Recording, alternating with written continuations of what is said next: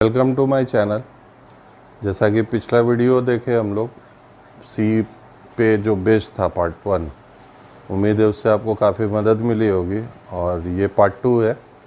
इसमें जो सबसे ज़्यादा फोकस है वो इस चीज़ पे है कि लॉजिकल वर्क जितने भी सी में होते हैं, जैसे while, do while, for, tricky जिसको बोलते हैं, जिसको लोग लॉजिक बोलता है सी के लिए, या बोलते हैं कि बहुत मुश्किल होता है। कुछ भी मुश्किल नहीं होता है। आप इस वीडियो को देखें और सबसे पहले तो मेरे चैनल को सब्सक्राइब कर ले, क्योंकि सी प्रोग्रामिंग का वीडियो और इंटरेस्टिंग होता जाएगा जैसे जैसे आगे बढ़ेगा। और मेरी कोशिश है इस वीडियो में कि बहुत सारे प्रोग्राम्स कवर अप करूं। नोट्स वाला पार्ट भी है, पूरा वाइट बोर्ड पे भी आके मैंने सारे प्रोग्राम्स को समझाया है, सिस्टम पे प्रोग्राम्स भी रन करके आपको दिया है, और उस तरह के सारे प्रोग्राम्स को मैंने टच किया है जो एग्ज़ामिनेशन पॉइंट ऑफ व्यू से भी इम्पॉर्टेंट है। और फर्दर अगर अपना कैरियर हम सोच रहे हैं कि हमें अच्छा प्रोग्रामर बनना है, तो उसमें भी वो आपकी मदद करेगा। तो अब समय बेकार गंवाने से बेहतर है अब हम लोग चलें अपने नोट्स के तरफ और आगे बढ़ा जाए। चलिए अब हम लोग नोट्स को समझते हैं, कंट्रोल स्टेटमेंट को। A realistic C program may require that a logical test be carried out at some particular point within the program. तो इसको ऐसे समझे हम लोग कि किसी भी तरह का कोई भी लॉजिकल वर्क अगर आपको करना है, लॉजिकल वर्क का मतलब जिसमें तर्क आता हो, मतलब ये भी हो सकता है, ये भी हो सकता है, हाँ या ना, ट्रू या फॉल्स, कुछ भी, तो वहां पे हम लोग लॉजिकल टर्म का यूज करते हैं, यानी ये जो लॉजिकल टेस्ट वर्ड है इसका यूज करते हैं। कंट्रोल स्टेटमेंट में बेसिकली दो चीजें आती हैं, एक तो आता है आपका ब्रांचिंग, और दूसरी जो चीज आती है वो आता है आपका सिलेक्शन, जो कि हम लोग प्रोग्राम्स में और ज्यादा अच्छे से समझेंगे। तो ये जो ब्रांचिंग टर्म है ये समझेंगे हम लोग इफ एल्स में, और जो लूपिंग है ये है डू वाइल और वाइल, या फॉर लूप, या और भी। तो लूपिंग का मतलब होता है रिपीटेटिव वर्क करना, एक एक्सप्रेशन के बेस पे, एक कंडीशन के बेस पे। पहला जो इसमें आपको नजर आ रहा है वो है वाइल स्टेटमेंट। तो वाइल स्टेटमेंट में ये लूपिंग ऑपरेशन परफॉर्म करने के लिए होता है, और इसका एक जनरल फॉर्मेट है वो ये है कि while expression and then statement will be executed. तो इसको बोला जाता है सिंटैक्स। सबसे मेन टर्म यही है जो आपको याद रखना है कि while expression will be executed, sorry, the statements will be executed on the basis of expression. इसको अगर एग्जांपल के बेस पे देखें हम लोग, तो सपोज हम लोगों को एक प्रोग्राम बनाना है अपना कि 0 से 9 तक का वैल्यू प्रिंट करो। तो कंडीशन जब बनाएंगे तो वहां पे लिखेंगे हम लोग कि तब तक इस काम को करना है जब तक डिजिट की वैल्यू 9 ना हो जाए, और शुरुआत कहां से करनी है, तो 0 से। वाइल के बाद ये जो ओपनिंग और ये जो क्लोजिंग ब्रेसेज आपको नजर आ रहे हैं यहाँ पे, ये ओपनिंग और क्लोजिंग, ये वाइल का अपना ओपनिंग और क्लोजिंग है। यहाँ पे हम लोग एक्सप्रेशन लिखेंगे, और इसको सेटिस्फाइड करने के लिए इस ओपनिंग और इस क्लोजिंग के बीच की ये जो दोनों लाइंस हैं ये रिपीटेडली एग्जीक्यूट होते रहेंगी जब तक कि ये कंडीशन ट्रू ना हो जाए। यहाँ पे इस प्रोग्राम में यही कहा गया है कि डिजिट को तब तक आप रन करते रहिए जब तक less than is equal to 9 है, और करिए क्या, तो हर बार डिजिट को प्रिंट कीजिए, 1 से इंक्रीज कीजिए। यानी सबसे पहले डिजिट का इनिशियल वैल्यू 0 है, तो पहली वैल्यू जो आपको मिलेगी वो मिलेगी 0। इसके बाद 1 से इंक्रीज होगा, 1 से इंक्रीज होने की वजह से नेक्स्ट वैल्यू मिलेगी 1, फिर 1 से इंक्रीज होगा तब मिलेगा 2, फिर मिलेगा 3, और ये प्रोसेस आपका 9 तक जाएगा, क्योंकि आपने ही कह रखा है अपने एक्सप्रेशन में कि रिपीटेडली इस काम को तब तक परफॉर्म करना जब तक कि वो 9 से छोटा या बराबर ना हो जाए। तो ये मेनली वाइल का थीम बस यही है कि आपको दो चीजें बहुत स्पष्ट रूप से अपने दिमाग में रखनी है। पहला ये कि एक्सप्रेशन क्या होगा, कंडीशन क्या होगा, और दूसरा ये कि कौन कौन से काम उस एक्सप्रेशन के अंतर्गत हमें रन कराने हैं। अगर यही क्वेश्चन बदल जाता, सपोज अगर आपको इवन नंबर्स प्रिंट कराने होते, तो निश्चित तौर पे आप बोलते कि ये जो प्लस प्लस डिजिट वाली जो लाइन है इसको हटाओ, और इसकी जगह पे क्या लिख दो, तो simple digit plus equal to 2। इससे होगा क्या, 0 है, 0 में फिर 2 इंक्रीज हो जाएगा तो वैल्यू आ जाएगा 2, फिर 2 में 2 इंक्रीज होगा तो वैल्यू आ जाएगा 4, फिर 4 को 2 बार वो जोड़ेगा तो वैल्यू आ जाएगी 6, फिर 6 को 2 बार जोड़ेगा तो हो जाएगा 8, क्योंकि आप ही ने कह रखा है कि डिजिट में हर बार 2 से ऐड करो। तो इसी को थोड़ा सा और ज्यादा हम लोग डीपली समझेंगे बोर्ड पे, और बोर्ड पे समझने के बाद इस चीज के बेस पे हम सारे प्रोग्राम्स आपको रन करके देंगे, और सारे प्रोग्राम्स को जैसे ही आप रन करेंगे आपको खुद ये पूरा कंसेप्ट समझ में आ जाएगा और काफी कॉन्फिडेंस आ जाएगा आप में। तो सी में आप अगर वीडियो को स्किप कर रहे हैं तो आपको कुछ भी नहीं समझ में आने वाला है, क्योंकि हर एक टर्म एक दूसरे से रिलेटेड है। तो आप आराम से बैठ के हर एक स्टेप को देखिए, समझिए, आपको सी सबसे आसान सब्जेक्ट लगने रहेगा।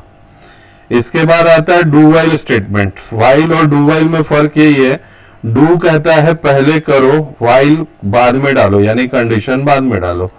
सीधे पहले हम एग्जांपल पे आते हैं। तो ये यहाँ पे वही काम हुआ जो पिछले प्रोग्राम में हम लोगों ने किया। ये बोला डिजिट को 0 मानो और उसको पहले प्रिंट कर दो, तो वो प्रिंट कर दिया। इसके बाद आपने कहा 1 से इंक्रीज कर दो, तो ये 1 हुआ। तो कितनी बार इंक्रीज करते रहना, तो जब तक 9 ना हो जाए। तो निश्चित तौर पे 2, 3, 4, 5 अप टू 9 तक ये आपका डिस्प्ले करेगा। और ये जो वाइल स्टेटमेंट सेपरेटली यूज होता है उसमें और इसमें डू वाइल में फर्क ये है कि डू और वाइल का ये जब लाइन आप लिखेंगे तो वाइल नीचे आएगा क्लोजिंग ब्रेसेस के साथ। आपका जो डू वाइल वाली लाइन है, सॉरी स्क्रॉल कर गया, तुरंत आ रहे वहां, ये जो आपकी लाइन है वाइल वाली वो यहाँ पे क्लोज हो रही है और यहाँ पे less than is equal to 9 लगाना होता है। और डू वाइल स्टेटमेंट, वाइल एक ऐसा स्टेटमेंट है जिसके लास्ट में सेमीकोलन का इस्तेमाल होता है। तो अब आते हैं थ्योरी के तरफ डू वाइल के। यहाँ पे भी वही सिंटैक्स है, बस फर्क ये आया, वहां वाइल और एक्सप्रेशन था और देन स्टेटमेंट था। यहाँ पे do statement while expression with semicolon. बाकी सब कुछ सेम है, वही काम ये भी करेगा जो वो कर रहा था। फर्क बस यही आएगा कि डू वाइल स्टेटमेंट जो होगा वो पहले करेगा, बाद में कंडीशन चेक करेगा, और वाइल स्टेटमेंट में ठीक उल्टा होता है। वाइल कहता है कि पहले कंडीशन को देखो और उसके बाद क्या करना है ये डिसाइड करो। तो अब चलिए इसी चीज को हम लोग बोर्ड पे और अच्छे से समझ लेते हैं, और फिर हम लोग इसके बेस पे कम से कम 15-20 प्रोग्राम एक एक करके रन कर लेंगे, तो ज्यादा स्पष्ट रूप से आपको हर चीज समझ में आ जाएगी। अभी नोट्स में हम लोग देख रहे थे वाइल लूप के बारे में। तो while loop actually control statement का सबसे इम्पोर्टेंट पार्ट है, क्योंकि हम लोग प्रोग्रामिंग में लॉजिकल प्रोग्रामिंग का पार्ट यहाँ से स्टार्ट करते हैं। वाइल ये कहता है कि यहाँ पे एक एक्सप्रेशन लिखना होगा, आपको एक कंडीशन लिखना होगा, और वाइल का मतलब ये हुआ कि तब तक आप इस ओपनिंग और क्लोजिंग के बीच के इन सारे स्टेटमेंट्स को लगातार रन करते रहिए जब तक ये एक्सप्रेशन सेटिस्फाइड ना हो जाए। इसीलिए इसे लूपिंग कहते हैं, क्योंकि ये वर्क कंटिन्यूअसली होता है। इसको हम लोग एग्जाम्पल के द्वारा समझें तो ज़्यादा आसान हो जाएगा हमारे लिए। तो ये क्वेश्चन है हमारा, write a program to print the numbers from 1 to 20। ये दोनों स्टेप आपके लिए पुराना है। हैस इंक्लूड stdr.h कोनियो मेन लगाते हैं हम लोग। ये ओपनिंग ब्रेसेस हुआ। एक इंटीजर टाइप का वेरिएबल मैंने डिक्लेयर किया i, और जिसका इनिशियल वैल्यू मैंने दिया 1। अब क्या करना है, हमने कहा कि ये दो काम, मतलब प्रिंट करो और जोड़ने वाला, ये दोनों काम आपको तब तक करते रहना है जब तक ये कंडीशन सेटिस्फाइड ना हो जाए। और ये कंडीशन ये है कि तब तक करते रहो जब तक i जो है वो 20 ना पहुंच जाए, 20 के बराबर ना हो जाए। पहली बार क्या करो, तो इस i को प्रिंट कर दो, यानी फर्स्ट टाइम प्रिंट होगा 1 /n की वजह से नेक्स्ट लाइन में अब अगला स्टेटमेंट प्रिंट होगा 1। यहाँ 1 से इंक्रीज करेगा, क्योंकि हम लोगों ने यहाँ पे प्री इंक्रीमेंट ऑपरेटर लगाया है i बराबर i+1 वाला, तो ये 1 से इंक्रीज होके 2 हो जाएगा। नेक्स्ट स्टेप में फिर ये इंक्रीज होगा 1 से और ये 3 हो जाएगा। फिर ये चेक करेगा क्या 3 जो है वो 20 के बराबर हो चुका है, बिल्कुल नहीं। अगले स्टेप में फिर ये 4 हो जाएगा, फिर अगले स्टेप में 5 होगा, और ये तब तक चलते रहेगा जब तक 20 ना हो जाए। और जैसे ही 1 से लेके 20 तक की प्रिंटिंग हो जाएगी, ये खुद ब खुद उस लूप से बाहर आ जाएगा। और गेट सी एच के द्वारा रिजल्ट डिस्प्ले करेगा, लॉक करेगा स्क्रीन को, और फिर आपका प्रोग्राम टर्मिनेट कर जाएगा। इस प्रोग्राम को हम लोग सिस्टम पे भी रन करके देखेंगे बहुत अच्छे से। तो वाइल को समझने के लिए सीधी सी बात जो समझनी है वो ये है कि यहाँ पे एक एक्सप्रेशन कंपलसरी है। ये ओपनिंग और क्लोजिंग इस वाइल के लिए यूज़ किया गया है, जो ये बता रहा है कि इन वर्क्स को रिपीटेडली कंटिन्यूसली लूपिंग के अंदर एग्जीक्यूट करते रहना है जब तक कि आपका ये जो कंडीशन है वो सेटिस्फाइड ना हो जाए। इसी वजह से ये जो प्रिंटिंग हुई हमारी वो 1 से लेके 20 तक हुई। अब इस पे बेस्ड कुछ और देखें हम लोग। जैसे अगर यहाँ पे आपको एक क्वेश्चन हम दे दें कि write a program to print all odd numbers, यानी 1 3 5 7 9 all odd numbers from 1 to 20। तो सीधा सा कंसेप्ट क्या है, आई 1 ही रहेगा, ये 20 होगा। रिजल्ट क्या चाहिए हम लोगों को, 1 3 5 7 9। तो ये जो आप एक एक से इंक्रीज कर रहे थे, अब इस इंक्रीमेंट को आपको 2 2 से करना होगा, यानी i प्लस इक्वल टू 2। इसका मतलब होता है सी में, हम फर्स्ट वीडियो में मैंने ये सारा चीज़ क्लियर करके दिया हुआ है आपको, i बराबर i प्लस 2। तो ऑटोमेटिकली एक में जब 2 ऐड होगा तो वो 1 के बाद 3 हो जाएगा, फिर उसमें 2 ऐड होगा तो 5 हो जाएगा, फिर 2 ऐड होगा तो 7 हो जाएगा। इस तरह से हमें 19 तक की वैल्यू मिल जाएगी। यही क्वेश्चन बदल के अगर ऑल सम नंबर्स हो जाए, यानी जितनी भी सम संख्याएं हैं वो दे, उस स्थिति में यहाँ पे आपको कुछ चेंज करना है। वो क्या करना है, आई को 0 कर देना है। अब 0 में 2 ऐड करेंगे तो निश्चित तौर पे 2 आएगा, फिर उसमें 2 ऐड होगा तो 4 हो जाएगा, 6 हो जाएगा, 8 हो जाएगा, अप टू 20 तक। तो एक कंसेप्ट पे 3 प्रोग्राम यहाँ हम लोग समझ लिए। एक तो ये कि 1 से 20 तक का प्रिंट कैसे निकालें, दूसरा ये कि ऑड नंबर सारे कैसे प्रिंट होगा। तो मामूली चेंज, यहाँ पे 1 ही रहने देंगे, यहाँ पे +2 करेंगे।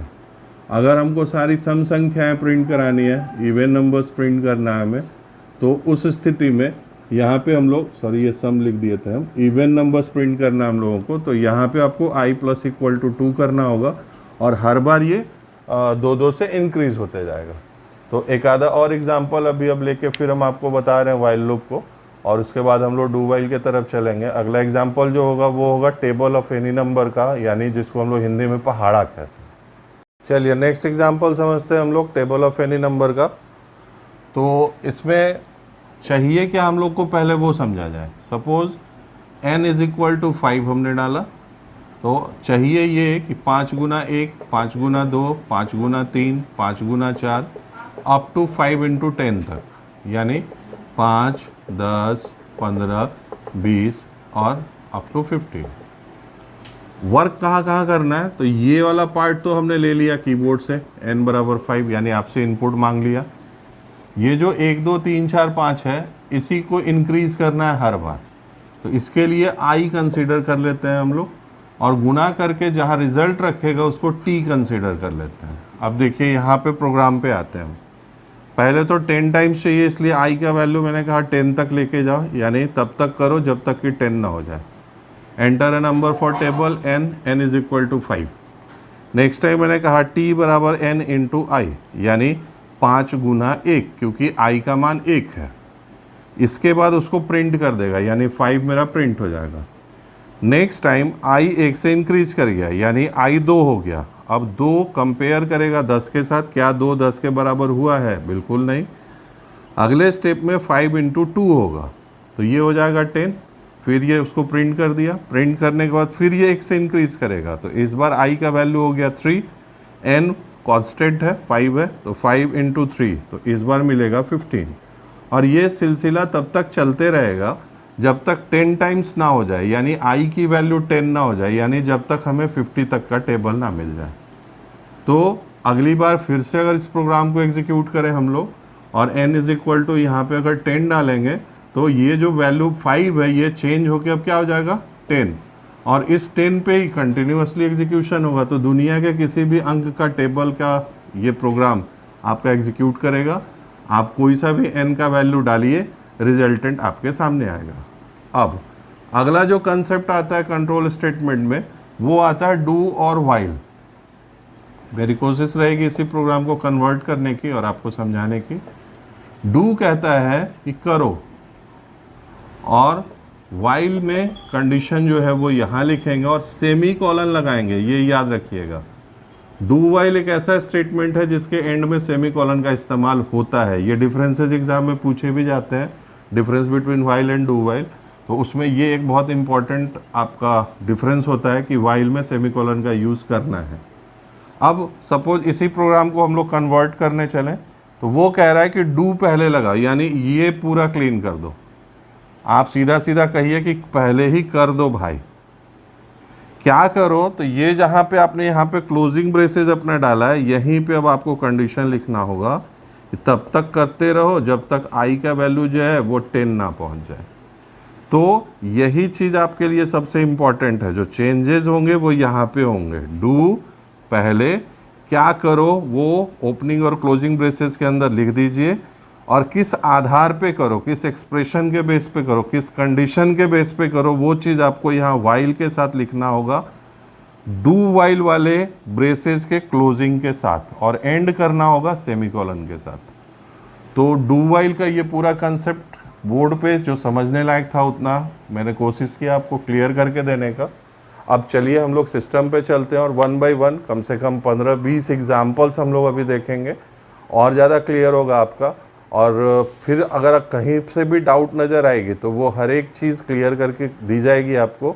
और इस वीडियो में डू वाइल और वाइल पे ज़्यादा फोकस है मेरा। डू वाइल का बहुत ज़्यादा यूज़ प्रैक्टिकली सी में कम होता है, फिर भी कोर्स का पार्ट है, सिलेबस का पार्ट है और इजी है, इसलिए इसको अच्छे से समझा जाए हम लोग। तो चलिए अब सिस्टम पे चलते हैं एग्जाम्पल्स के लिए। चलिए अब हम लोग एक एक करके प्रोग्राम्स रन करते हैं। तो पहला जो प्रोग्राम है वो है 0 से 20 तक प्रिंट करना हम लोगों को।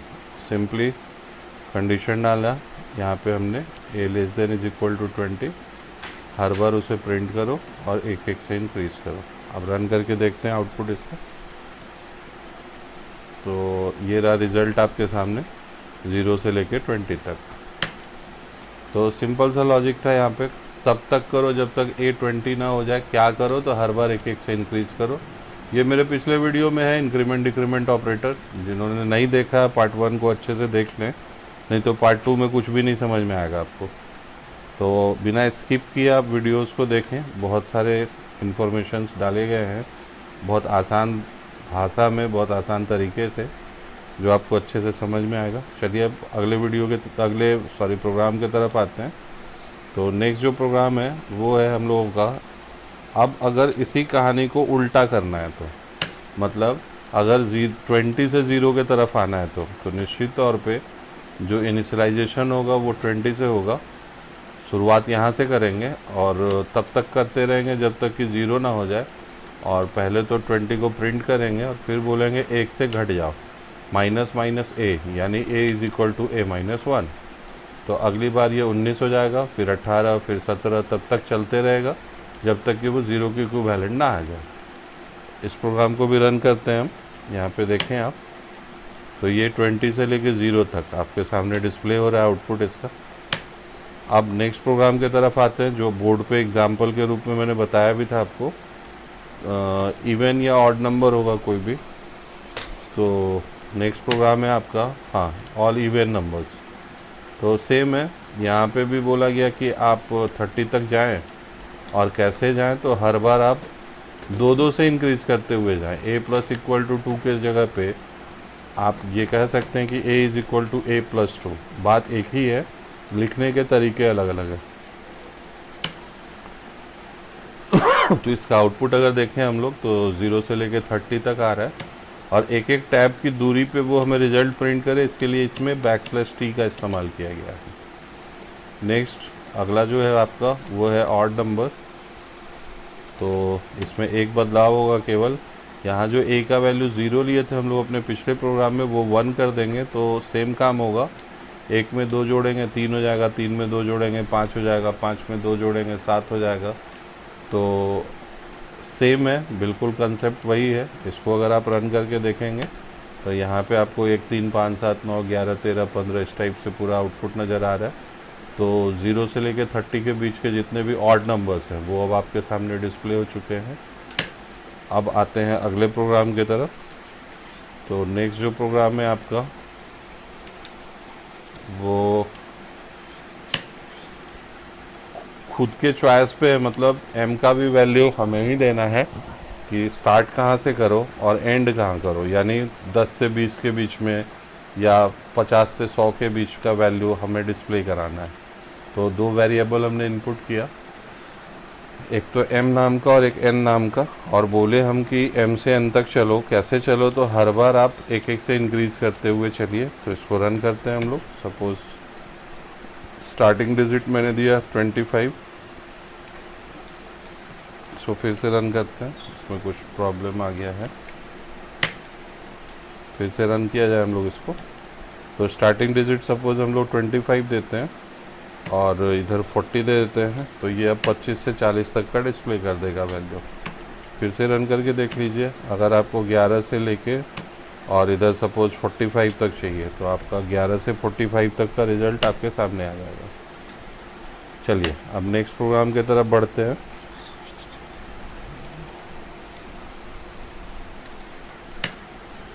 अगला जो प्रोग्राम है ये है टेबल ऑफ एनी नंबर। इस प्रोग्राम को भी बोर्ड पे बहुत अच्छे से समझाया है मैंने, तो डायरेक्ट रन कर सकते हैं हम इसको। आप देखें आउटपुट, तो दुनिया का कोई भी वैल्यू आप दें, सपोज़ 34 का टेबल चाहिए तो 34 का टेबल आपके सामने है। इसमें एक चीज़ यूज़ किया गया है जो थोड़ा अलग है, वो ये है कि लॉन्ग इंट का यूज़ किया गया है। लॉन्ग इंटीजर वैल्यू वहाँ पे ली जाती है जहाँ आपका रिजल्टेंट 2 बाइट से ज़्यादा हो सकता है।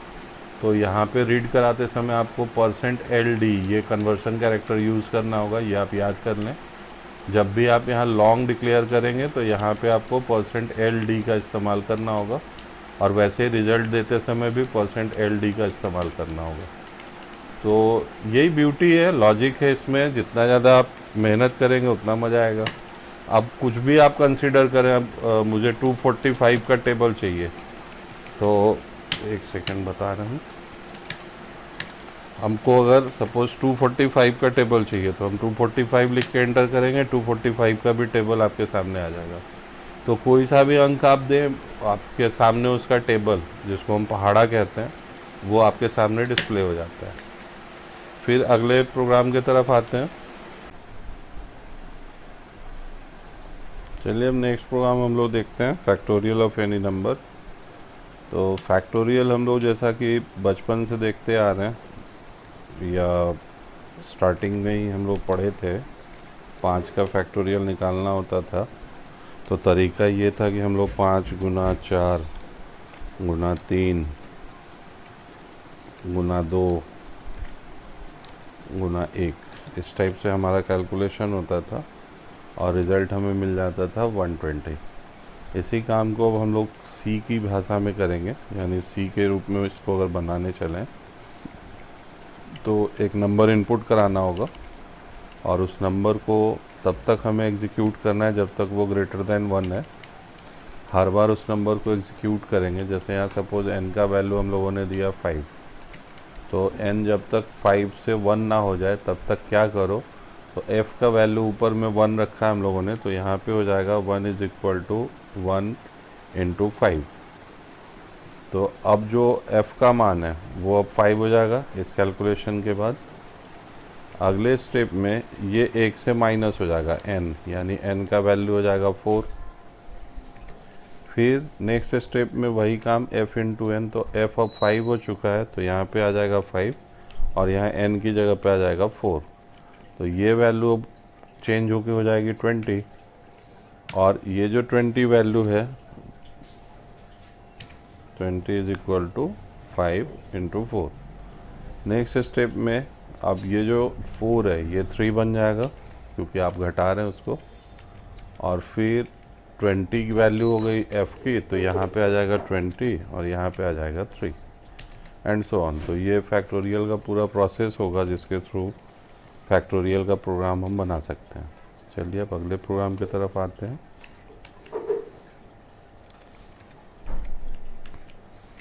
ये program sum of the digits का है, बहुत सिंपल है ये भी। इसमें हम लोगों को कोई भी वैल्यू डालनी है। सपोज़ हम लोग देते हैं यहाँ पे n का मान 1 2 3 4, तो यहाँ पे सपोज हम लोगों ने दिया 1 2 3 4। अब यहाँ पे जब हम लोग 1 2 3 4 में इसका रिमाइंडर आफ्टर डिवीज़न करेंगे 10 से, तो निश्चित तौर पे ये जो वैल्यू मिलेगी ये मिलेगी 4। अब हम लोग इसको 0 बराबर 0 प्लस 4 कर देंगे, यानी ये 4 इसमें आके ऐड हो जाएगा, और इस स्टेप में 1 2 3 4 में डिवीज़न हो जाएगा 10 से।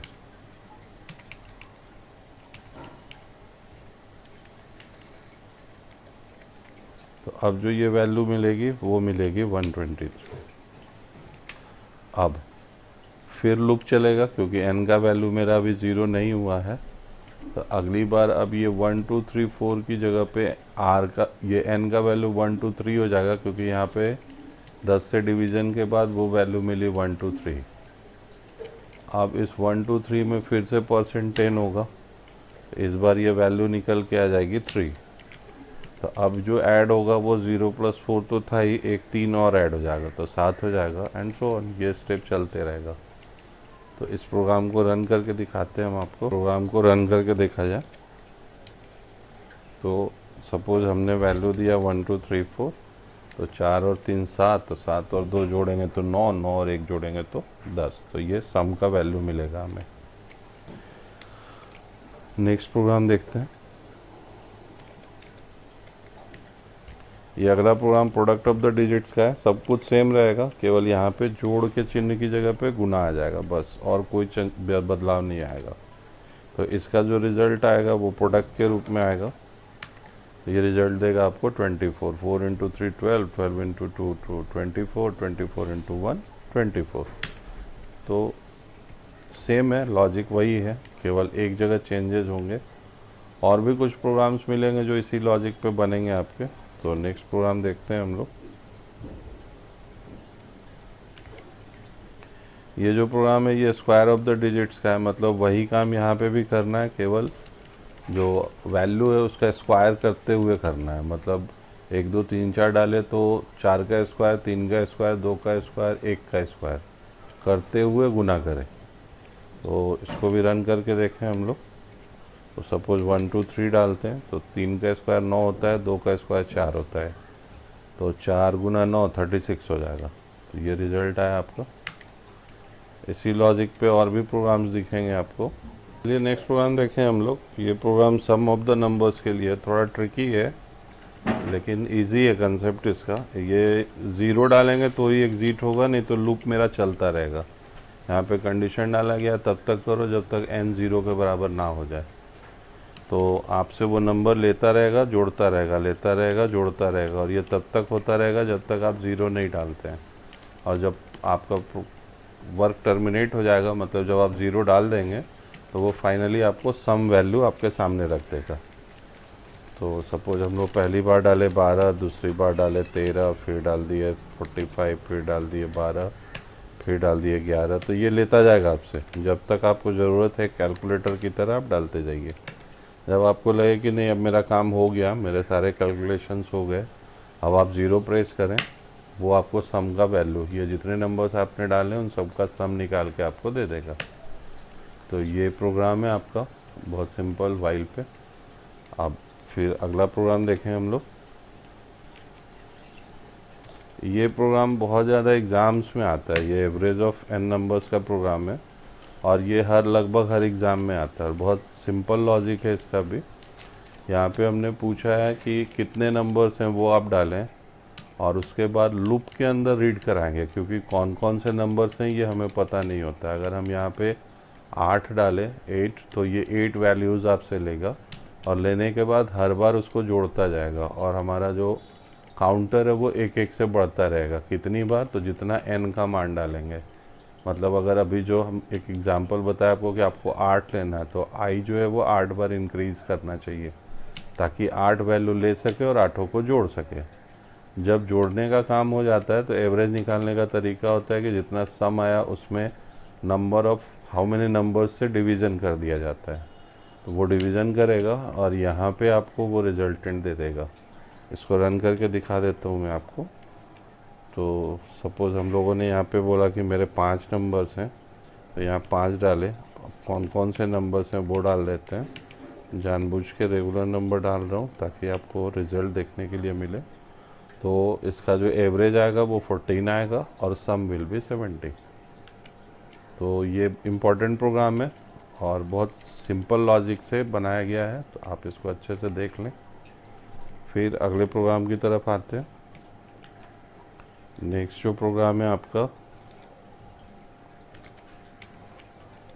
वो print the series of number के लिए है। ये भी इंटरेस्टिंग है, रन करके दिखाता हूँ फिर आपको इसका लॉजिक समझा देता हूँ। सपोज 3 नंबर्स हैं और 5 टाइम्स चाहिए, तो 3 33 333 3333 और 33333, ये इसका रिजल्ट आएगा। इस प्रोग्राम में जो लॉजिक यूज़ हुआ है वो बहुत सिंपल है। सपोज हम लोग यहाँ पे n का वैल्यू डाले 5 और कितनी बार चाहिए वो यहाँ पे हम लोग डालते हैं 5, यहाँ पे डालेंगे कितनी बार चाहिए, तो सपोज 5 बार। तो अब क्या होगा, ये डू वाइल पे मैंने बनाया, आपका डू वाइल भी क्लियर होते जाए इसके लिए। तो ये s इंटू 10 प्लस n यानी 5 गुना 10 और फिर उसमें 5 जोड़ देंगे हम लोग, तो निश्चित तौर पे ये जो रिज़ल्ट आएगा वो 55 आएगा। नेक्स्ट स्टेप में फिर से क्या करना है, ये 55 में 10 से गुना करेंगे और फिर उसमें 5 जोड़ देंगे, तो अब जो रिज़ल्ट आएगा वो निश्चित तौर पे 555 आएगा। And so on. इसी लॉजिक का इस्तेमाल हुआ इस प्रोग्राम में, जिसे s बराबर s इंटू 10 प्लस n के रूप में लिखा गया है। तो फिर से एक बार रन करके हम दूसरा नंबर डाल के आपको दिखा देते हैं। वो दूसरा नंबर भी सिंपल है। तो यहाँ पे मान लीजिए हम लोगों ने डाला कि वो वैल्यू जो है हमारी वो 8 है और वो मुझे 6 बार चाहिए सीरीज़ उसकी। तो 8 88, फिर से 888, फिर 4 टाइम्स 8, 5 टाइम्स 8, 6 टाइम्स 8, इस टाइप से बनेगा। अब अगला प्रोग्राम देख लेते हैं।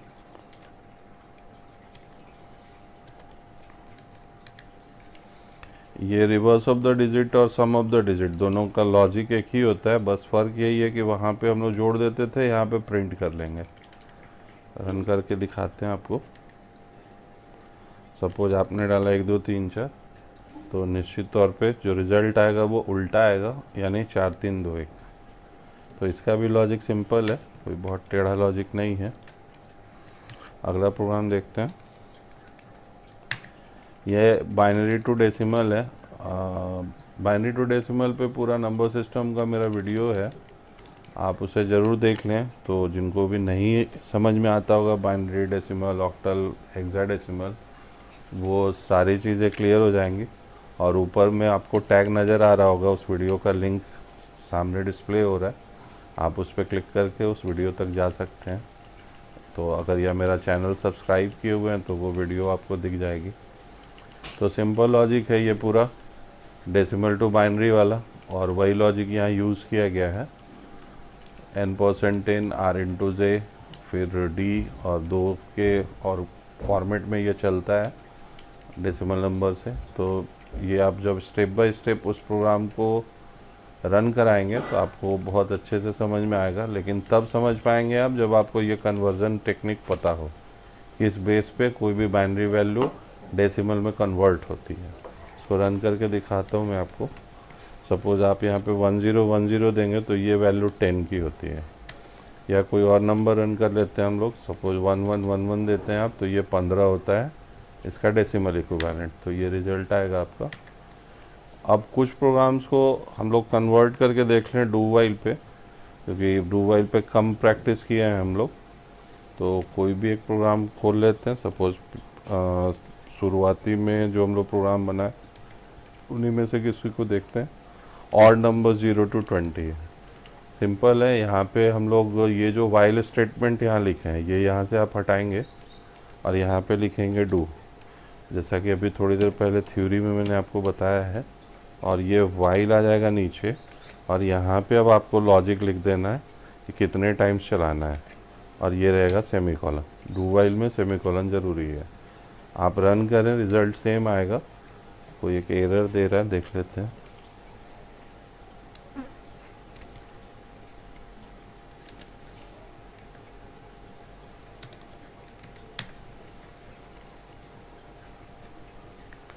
डू लगा, यहाँ पे वाइल लगा, फिर जो वैल्यू है हमारी वो ए पे बेस्ड है, तो यहाँ पे आई लिख दिया मैंने गलती से, आप इसको ए कर दें वेरिएबल नेम। रिजल्ट सेम आएगा, इससे कोई फ़र्क नहीं पड़ता है कि आप डू वाइल पे बना रहे हैं या वाइल पे बना रहे हैं, तो आपके लिए भी वर्क है। अब आप ये जितने प्रोग्राम्स हैं वाइल पे बने हुए उन सबको आप डू वाइल पे कन्वर्ट करें, और आपको कहीं भी कोई प्रॉब्लम आती है तो आप कमेंट करें मुझे, और आपके जितने भी कन्फ्यूजन्स होंगे उनको दूर किए जाएंगे। तो नेक्स्ट वीडियो में अब फॉर लूप से स्टार्ट करेंगे हम लोग, तो आप कंटिन्यू रहिए और स्किप करेंगे अगर आप सी में वीडियो को कहीं पे भी, तो अगले स्टेप में आपको प्रॉब्लम आएगी ही आएगी। उम्मीद है आपको ये वीडियो ज़रूर पसंद आया होगा और ट्यूटोरियल आप अच्छे से समझ गए होंगे। तो एक तो लाइक बनता है, आप लाइक ज़रूर कर दें, शेयर करें इसे ज़्यादा से ज़्यादा अपने दोस्तों तक, और मेरे चैनल को सब्सक्राइब कर लें। आने वाले वीडियोस में आप सी के अलग अलग पार्ट एज वेल एज बहुत सारे कंप्यूटर बेसिक्स जो कि कॉम्पिटिटिव एग्ज़ाम्स में आते हैं उनकी भी एक पूरी सीरीज़ चलेगी। Thanks for watching.